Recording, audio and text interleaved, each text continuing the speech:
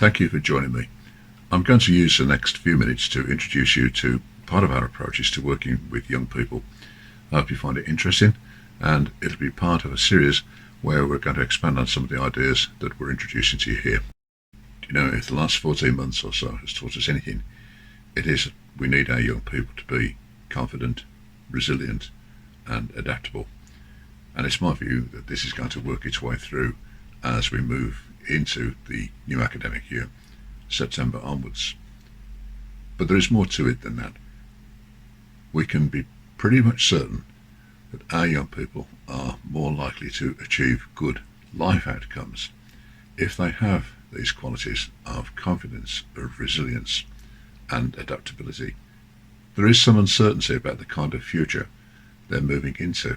However, I feel it's our duty to educate them, to nurture them, to develop them in a supportive and challenging way so that they can begin to develop and enhance these qualities that are going to leave them better placed to move forward with their young lives.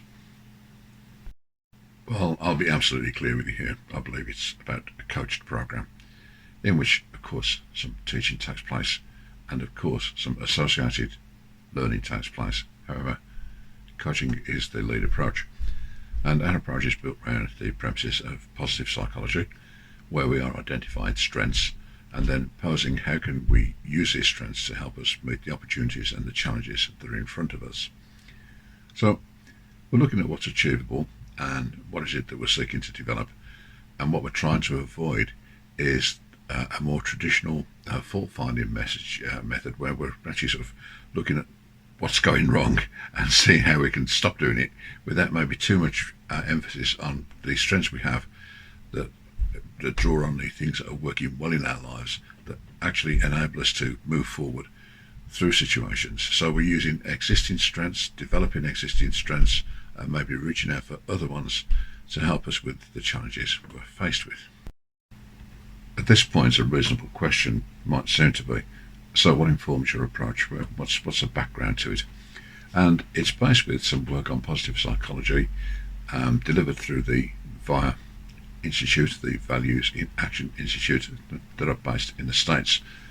Now, this organisation has got a worldwide profile, working with businesses, working with educators, working with charitable non-government organisations worldwide.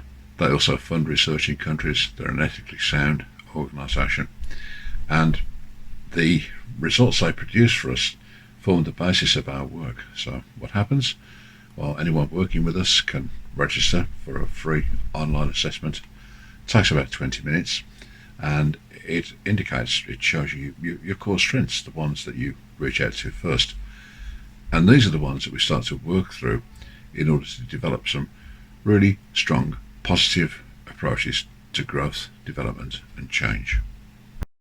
And so, using this information, the relationship between the coach, the mentor and the student is about how we can apply our strengths to help us interpret what needs to be done and work our way through challenges, opportunities, development areas and aspirations they have. So practically we're saying, if you were using your strengths here to their full extent, what impact would it have on the way you face challenge in your life? If you were drawing your strengths in, how would it help you to spot opportunities?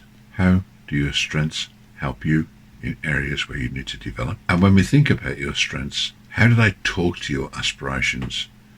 Do they make them more achievable? And if so, what is it we need to do next? And you know, if we're doing this, we are, through dialogue, through encouraging young people to look at their strength areas, maybe consider other ones that they need to develop. Through the very process, we're contributing to the development of confidence, resilience and adaptability.